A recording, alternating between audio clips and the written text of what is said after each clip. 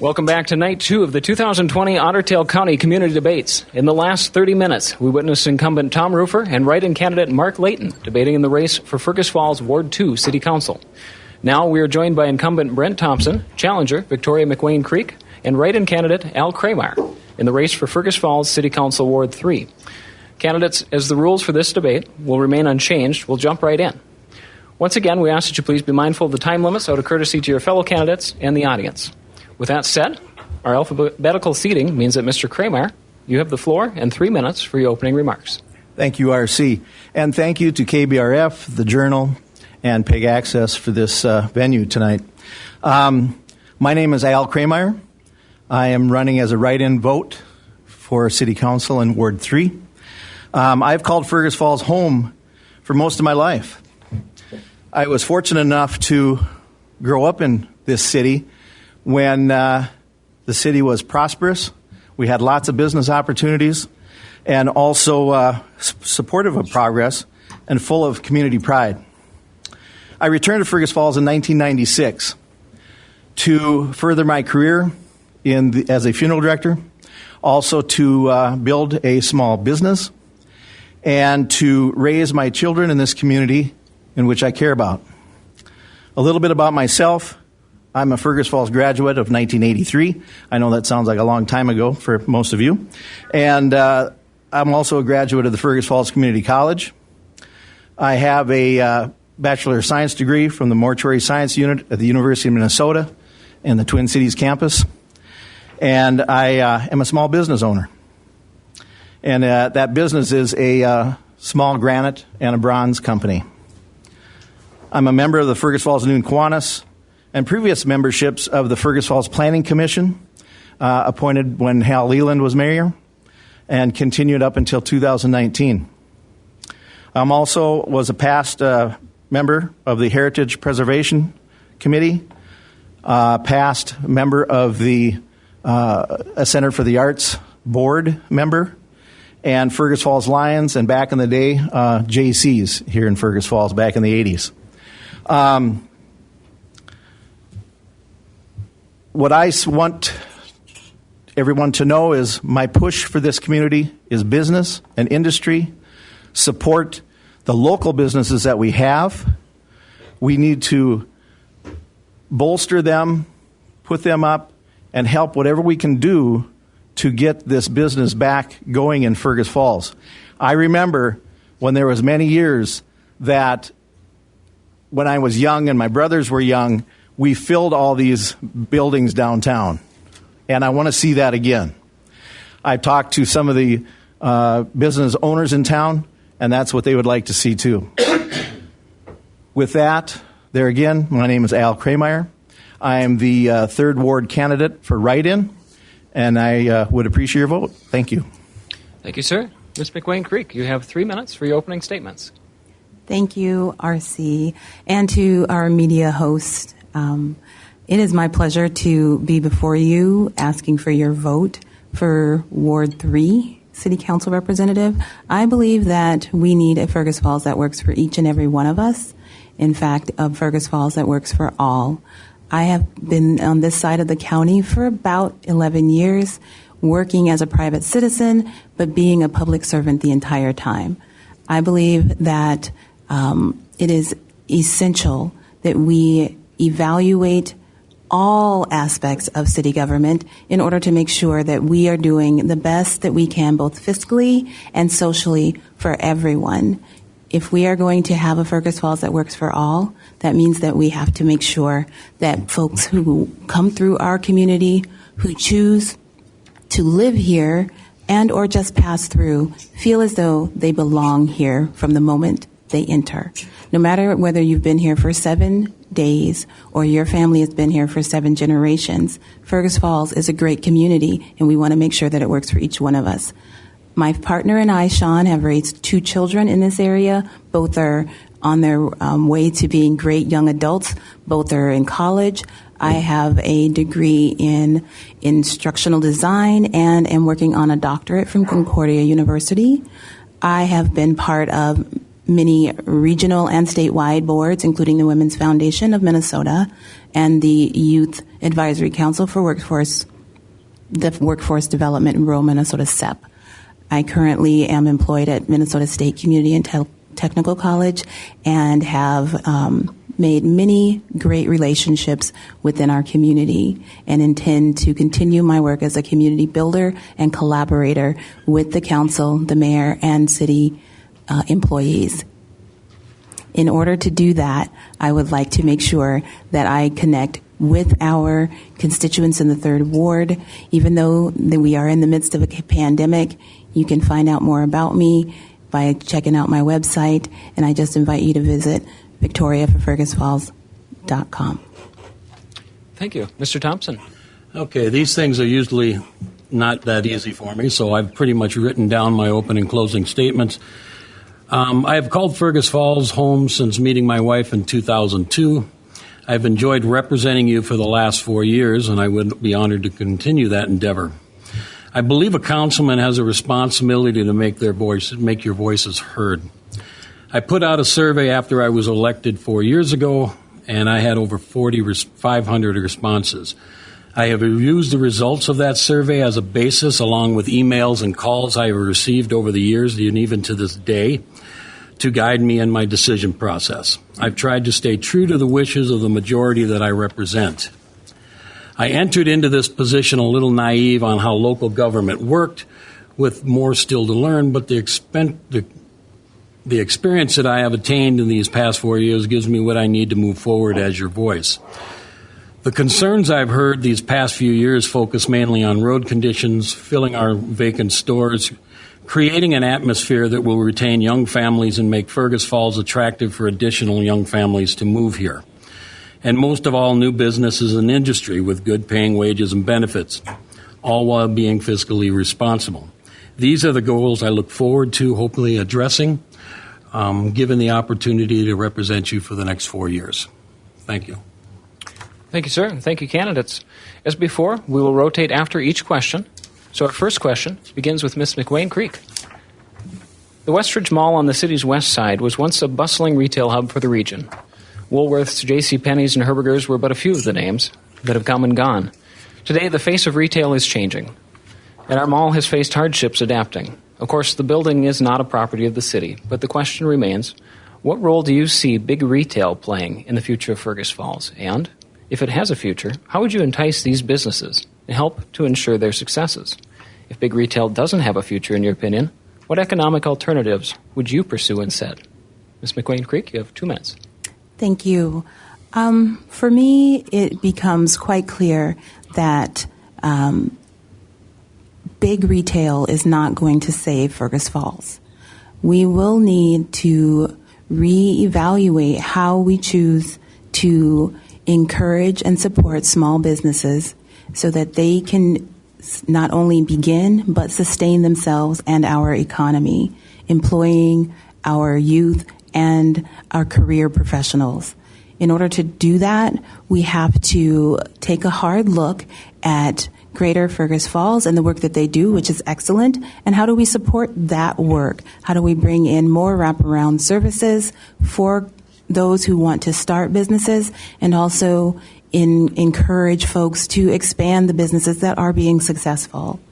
As a brand new entrepreneur in our community, it has become quite clear that part of the issues for our small businesses is to make sure that we are able to market ourselves, to invite folks in, and to have opportunities to share what it is that we do. One of the things that I recall from New York Mills is the Civic and Commerce Committee that would host regularly the small businesses in their community, so that folks could come in and know what's happening and who's new. We do a great job with posting and sharing those new businesses that come to Fergus Falls. We have to do more to get folks into those businesses and to start new ones. Thank you. Mr. Thompson, your thoughts? Can you repeat that for me again? Certainly. So the last part of the question is that, do you think that big retail has a future? And if so, what future does it have in Fergus Falls? If not, what economic alternatives would you pursue instead? Well, I believe that we have to have a mix of both. We can't just have small business, and now small business is the backbone of this country. But the point we got is part of the reason why a lot of the big businesses have left is you have to deal with spending habits. A lot of people, I can understand the occasional running to Fargo and everything else like that, but people have to push themselves to try to make sure they buy local. And until we can try to change some of that mindset, some of the big businesses are going to be harder to get in. Now, the smaller businesses, I mean, if we can get them started, get them in here, hopefully we have a base for them that they're going to do well and support them with any way that we can, then hopefully with that and then hopefully being able to retain some of our younger families who want to be able to spend their money here and everything else. I mean, I ran across a young lady, I talked to her for 45 minutes, and she had an opportunity between staying in Fergus Falls and making $10 an hour less and moving out to Wahpeton where she could make an additional $10 an hour. But she chose to come here, and we want to do things like that in order to do, like with the Aquatic Center and some of the other things, to bring some of these younger families into town. Hopefully we can get the spending habits changed to the people in town. Then maybe we have to have a balance of both. We're not going to live off with just the small businesses, and we're not going to live off the big box. But in order to compete with Fargo and Alexandria and everything else like that, we have to have a good mix of both. Thank you, sir. Mr. KREMEIER, your thoughts? Well, I am a very strong push to support, of course, the local businesses that we have and industries. There are some wonderful, wonderful companies here in this town. Also, what we need to do is foster these new businesses, new industry, to get our tax base built up once again. With these larger businesses that we can try to go after, and I know there is a way we can do this, and to get that larger business in first, other things will come. With getting the people here with a good paying job, benefits, and when I'm talking jobs, I mean 50 and more for a business. Then you're going to start to see some retailers taking some interest. Okay, let's move to Fergus. Let's look at this. And we're going to go out and solicit that, and not 25 miles away, not 50 miles away. We're going to look. We're going to probably go out 500 miles away and try to bring these businesses in. I don't, the second part of that question, as far as what would we do, as far as smaller businesses and companies, I see that we need to set up some type of an incubator for these small businesses that can share resources so they can grow, so they don't have to put out such a cash outlay to get started. Thank you.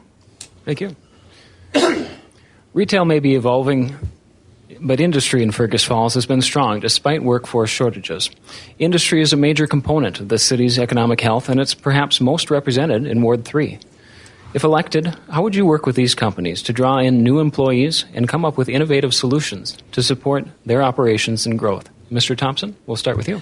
Well, the big thing is part of the problem with some of the people coming in is what gets me is I see that the rent in this town is almost getting close to be as bad as the metro, the cost of living and everything else. So the point is biggest thing is years ago we had opportunities, I believe, with Bobcat and IBM, or one of the ones that are over in Wahpeton. I forget what the name of them are.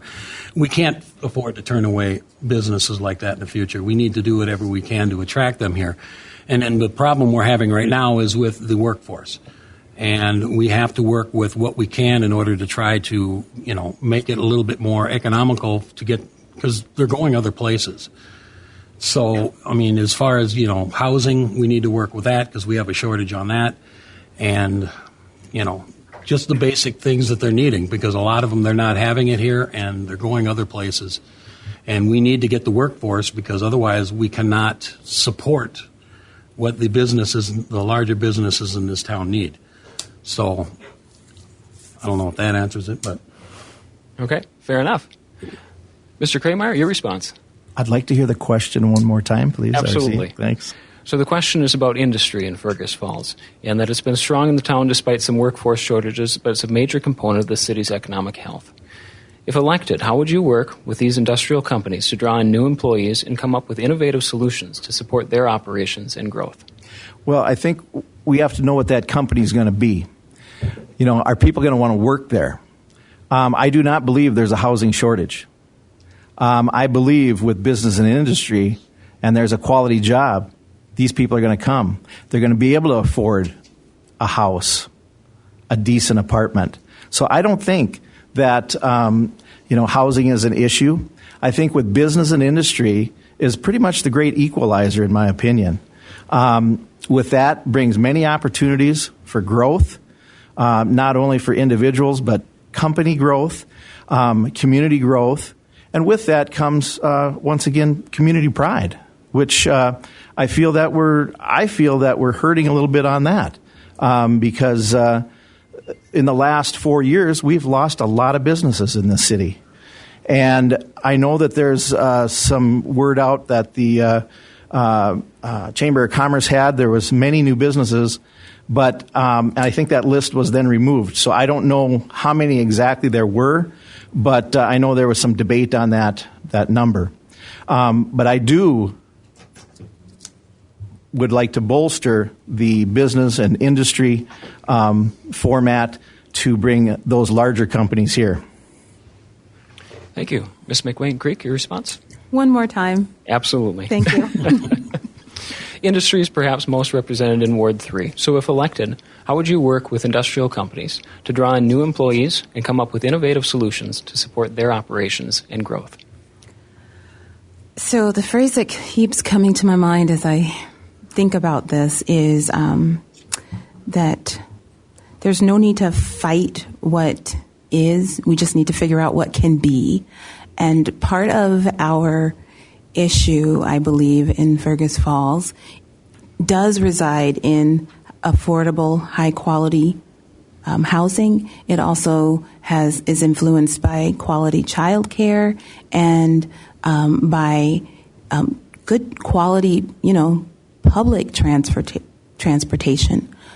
Being able to provide these types of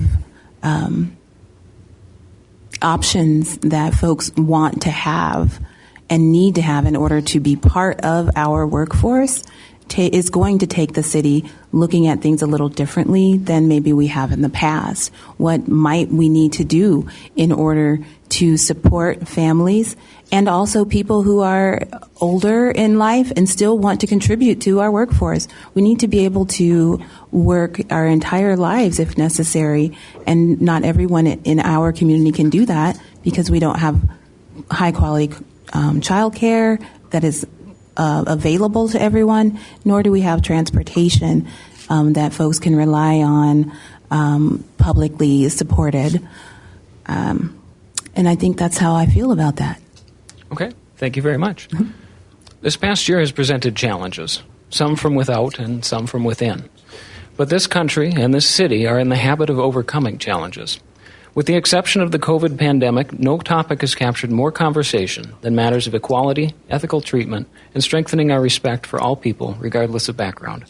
Fergus Falls has seen champions that have worked to bridge these gaps, but there's still work to do. So the question is this: what steps would you take, if elected, to make this city a more welcoming place for all? Mr. KREMEIER, we'll start with you. Well, I think we have to understand and relate to people who come to our city. Every day at work, I'm faced with an issue at a very difficult time in someone's life. Try to make that better and to move on. I feel that we need to be accepting of others. We need to be respectful of others and be welcoming of others into our community. I also feel with that the great equalizer, in my opinion, is business. And with that, because you have an option to elevate yourself with a higher paycheck, you can do more things. With that, then, would come the ability to do some of these recreational things. You'll have money to spend at the arts. I am a supporter of the arts here in this town, and it was always been a very big part of Fergus Falls, and my family has been very involved with it. So I think when we have all these different things to offer, people want to come here. We are in the heart of these lakes. Why can't we get the people here? I believe it was probably 16 years ago in that neighborhood, Otter Tail County was listed as number 10 in the nation for a second home for people. So Otter Tail County has a lot of second homes in this community. We need to figure out how to get them into Fergus Falls and spend their money, enjoy their time, give them something to offer. Thank you. Thank you, sir. Ms. McWANE Creek, your thoughts? Please repeat the question. Absolutely. Ultimately, the question is this. What steps would you take, if elected, to make this city a more welcoming place for all? So I will share a little of my experience. In 2018, I wrote a letter to the editor about moving to Fergus Falls and then deciding to leave Fergus Falls to live in Underwood because we did not feel welcome here. And in making that decision, what we considered to be most important was the ability to raise our family in a place that felt like we could be and just live. And part of what I have been doing as a private citizen is working within the community of Fergus Falls to raise awareness and also provide people with skills to ensure that people not only feel welcome to show up and be here, but to show up and be here as who they are, to encourage full participation, which is a step beyond equity and inclusion. It means that you can show up, contribute what you have, and then also receive what is offered from the community, because we've decided to create a new community because we're all here together. Whenever someone leaves, our community needs to renegotiate a contract, and when someone moves in, we must renegotiate the contract so that we have a Fergus Falls that works for all.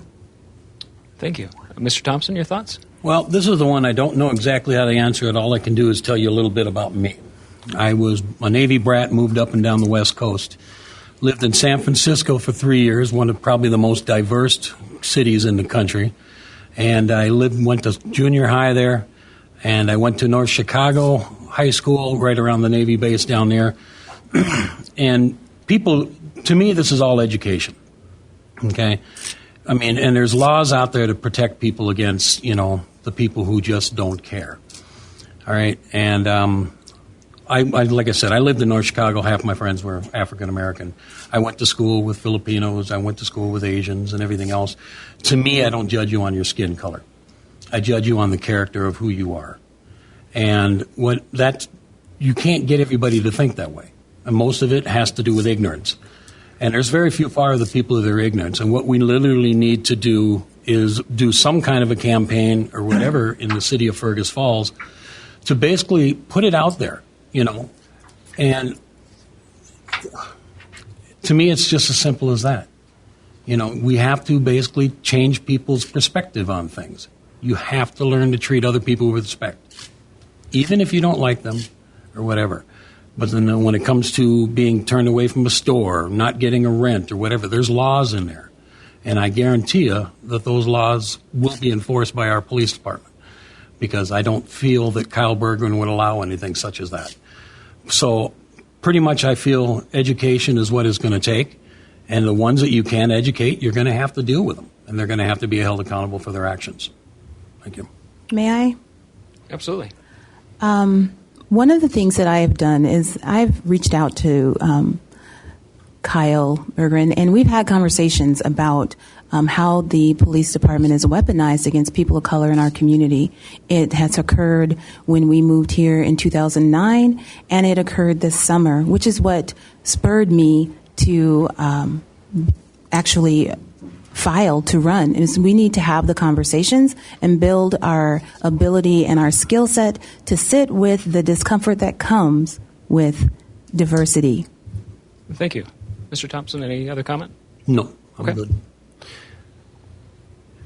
For our next question, Fergus Falls was built on the Otter Tail River, and its prominence in this city's early history can't be overstated. Today, however, the river is in some ways an afterthought, hidden behind rows of trees and underdeveloped. What purpose does the river serve today, for example, for recreation, industry, or tourism? And what steps would you like to take to develop in that direction? And Ms. McWANE Creek, we'll begin with you. I am not an expert at community development. I rely on experts and their opinions and the data.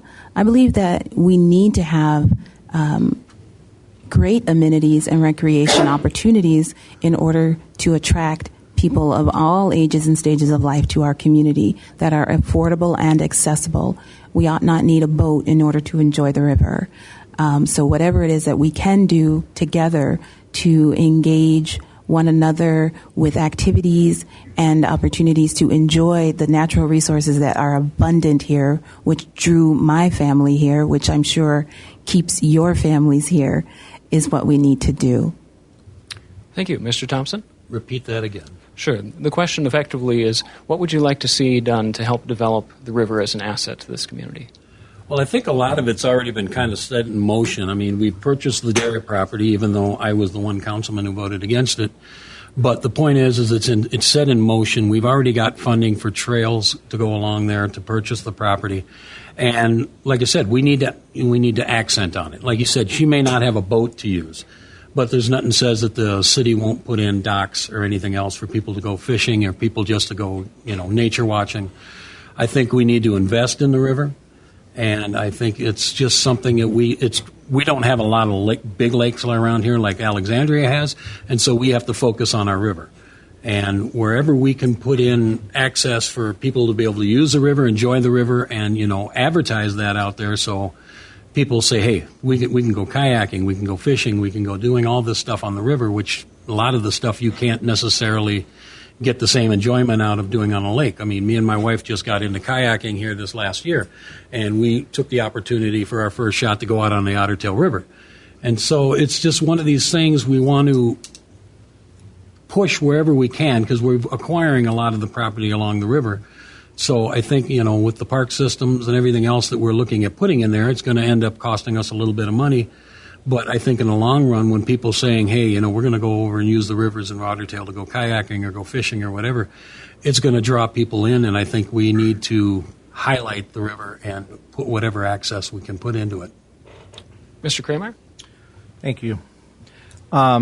Regarding the river, I wish I had a crystal ball on that one because with legislation and government the way it is, our river could become a trickle. If some of these dams are removed, things of that nature. I know that there's people that actually, my brother was one of them, who worked on a few legislation things with Otter Tail Power to keep these dams. Without those dams, we really don't have a river. And if we do not have that, we kind of lose that whole aspect of our city. So I think we have to do something that we have control of too. Within reason, of course. The river. I tubed that river many times as a kid. Had a great time. And others are still doing that today, and they will continue to do that for years, hopefully, if we can keep that river. So we have, let's utilize it, of course. Let's utilize our lakes, and let's try to get the people into this city to use those natural resources that we have. So I think we have to be a little bit careful because there's things that are beyond our control that we might not be able to get. So we have to be a little careful with that. Thank you. Sure. Again, our final questions are a little different and will be for each candidate individually.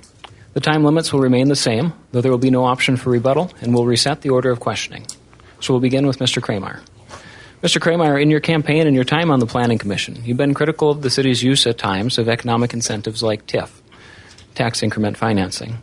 There may be no one-size-fits-all solution, but when do you see tax-based aids or other city programs as appropriate incentive to entice business? I see that very usable in a larger size business or industry where the city will get the payback on that many times over. I do not see it on apartment buildings right at this time. And I think we've seen what happened the last time we did that at a larger apartment building. My time on the Planning Commission was very valuable to me. It opened my eyes to the things that went on in the city, and in my opinion, the things that should have went on in the city and didn't. So that's one of the spurred me along to do this also, is to run for council. Up until that time of me being on that planning commission, it seemed like everything was kind of passed through, rubber stamped. After we got a good discussion group together, there were questions asked. There were topics brought up. There were, why are you doing this? Why are we doing this? It was to the point where we had to meet with the city council because we seemed to be asking too many questions. And I don't know if they didn't like I don't know if they liked it or didn't like it. But we ended up meeting with the city council, the city attorney, and we even had mediators in there from outside the city. So that tells me that we need to dig deeper and find out how come they didn't want these questions asked. And that's really what I want to look at, is kind of peel up that onion a little bit and see what's in there. Because I think there's things that we could really do for this city to help it out. Thank you. Thank you, sir. Ms. McWANE Creek, as you mentioned, in 2018 you wrote a letter to the editor, which sparked a number of community conversations at the local college, city hall, and beyond. And in it you described, as you said, moving back to Fergus Falls 1 year earlier and the challenges that you had faced since, closing your letter by saying the city was, quote, a very hard place to live and work. The question is not intended as a critique of that statement or that article, but in the 2 years since, you've opted to run for political office in the same community. What has caused you to stay in Fergus Falls, and can a city council member make a difference? So I am here because the things that everybody else is living in Fergus Falls. It's a small community. I can know who my neighbors are. I can enjoy some of the natural resources that are just easily at my disposal. I have a professional career that allows me to enjoy a certain quality of life, and I appreciate all of that. Does not mean that the challenges of being a black woman in this community have gone away. But what I have done is leaned into that and worked with the mayor, with the college, and the greater community in order to expand the conversation and enable each and every one of us who wishes to build an even more inclusive community, that we are able to do so. I have been part of the founding of the Fergus Falls Diversity, Equity, and Inclusion Community of Practice, which resulted in the Martin Luther King Jr. Day Rural Racial Equity Summit, where we had almost 200 people show up because this is important to us. In order for us to have a community that thrives, we need to be able to appreciate and embrace diversity, inclusion, and particularly diversity of thought and ideology. And I think that is why I'm here, because I am a builder, a connector, and I can do that on the council. And I believe that as a council member, I can be effective. Thank you. Mr. Thompson, you've had the privilege of serving on the council for the last 4 years, but they say that comfort breeds complacency. So what would you say to voters to demonstrate that your candidacy is about more than maintaining your status quo? Well, my status quo pretty much remains the same.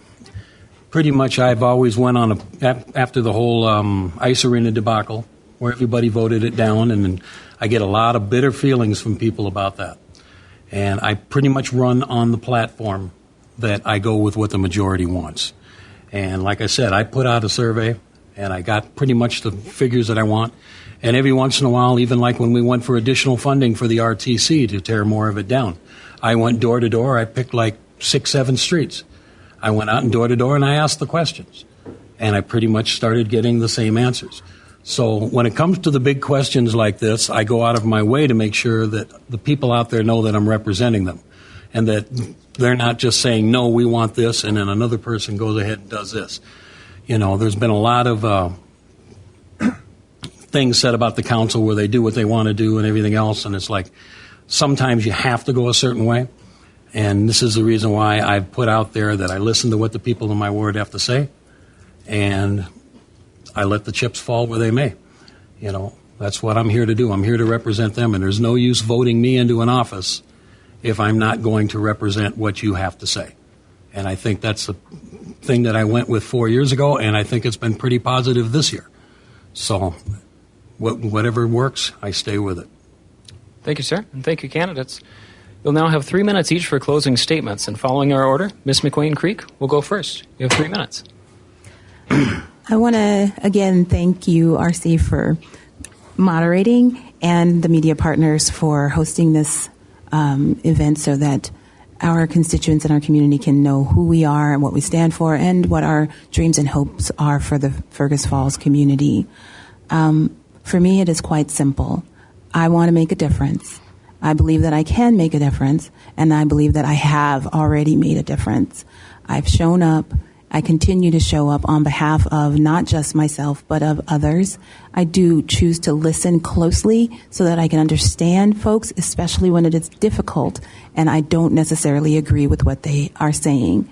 I believe that as a representative on the City Council, it is my obligation not only to ensure that the majority is heard, but also to preserve the rights of the minority so that everyone has an opportunity to have an excellent experience in our community, not just some of us. Other than that, I am here to serve. It is my calling. It is what I do. And I would appreciate your vote on November 3rd to represent Ward 3. Thank you. Thank you. Mr. Thompson, you have 3 minutes. Okay, well, I'm going to be ending this on a negative note. A lot of people have, and I have to read this because I have it written down. A lot of people have asked why I withdrew from the debates. Well, my answer is I do better door to door. I do better face to face than I do in a setting like this. I'm able to open a dialogue with each and every person in my ward, and that's always worked for me, and that's what I do. Until Mr. KREMEIER became my write-in candidate against me. Basically, Mr. KREMEIER showed up, and then things changed. Thanks to him, thanks to him that I am here tonight. It started when talking to people about Mr. KREMEIER's conspiracy theories and backdoor dealings with the City Council, all revolving around the Herzog/Unique Opportunities buildings down on Tower Road. But what he fails to tell everybody is I was not on the council when the property was purchased. I was not on the council when the property was rezoned. And I was not on the council when the TIF was approved by the council. He also fails to inform you that he was on the Planning Commission on March 28, 2016 when rezoning was approved to be moved forward to the City Council for approval, knowing the TIF funding was needed for development. And after all the problems with the project, he fails to tell people I was on the council when me and another council member voted not to approve the final plat, which basically ended up stopping any future buildings from being built. And with that said, myself and another councilman were the only ones who voted against the TIF that was given for the final building. But that wasn't what brought me here tonight. It was when I showed up at a house campaigning again, and he was shocked to see me. Because on September 19th, he was told by Mr. KREMEIER that I had dropped out of the race, and that's why he was running a write-in campaign. Now talk about backdoor dealings. We don't need that on the council, and I thank you and would appreciate your vote on November 3rd. Thank you, Mr. Thompson. Mr. KREMEIER, you have 3 minutes. Wow, I didn't expect that. I guess that's one thing. The people who know me in this community and have known me my whole life, basically, since living here since 67, know that that's probably not true. Just due to the fact that I would never say that you would be dropping out of a campaign. I know that you weren't going to be in the debate. I don't know what your reason was. I did say to somebody that, yep, Brent is not going to be in the debate. I wish he was. So I'm glad you're here tonight to voice these opinions. But for what you're talking about, I don't see where it's coming from. And my closing arguments shouldn't have to be a rebuttal to him. You know you're getting under somebody's skin when they attack like that. I don't believe in attacking people. People who know me know that I don't attack people unless I will be attacked. What I want you to remember is I am the 3rd Ward write-in candidate. I am running and aim to represent the values, the interests, and the needs of our community. I aim to bring industry to this city and business, and also support our local businesses. I want to reestablish our tax base, rebuild our infrastructure, and I aim to create Fergus Falls that is thriving business and opportunities for growth and renewed community pride. I am shocked by what was said just previous to me speaking. I think Fergus Falls does not need that, and I'm really, really in disbelief that those comments were made tonight. I'm sorry for Fergus Falls on that comment. I apologize for that comment that was made. I just am shocked by this. And I hope that this shows you that what I'm doing is bothering some people. I am not creating conspiracy theories. I am not taking signs, which I was accused at too. And I don't think I would take somebody's sign. I wanted to go door to door. I talked to people. And they told me what they want. They want a tax base. They want infrastructure. They want their streets back. They want business and industry, because what will come with that are all these other nice things. We need to end this on a positive note and move forward so that we can grow. We can be together. I'm appalled by that comment. Fergus Falls, I wish you all the best. We are going to do well in this city, and I don't know how to react to that last comment. Thank you. Thank you, sir. Thank you, candidates, once again. That brings us to the conclusion of the debate for Fergus Falls Ward 3 City Council, but the mayor's race is yet to come. We'll take a brief 3-minute intermission as the next candidates take the stage, so stay tuned.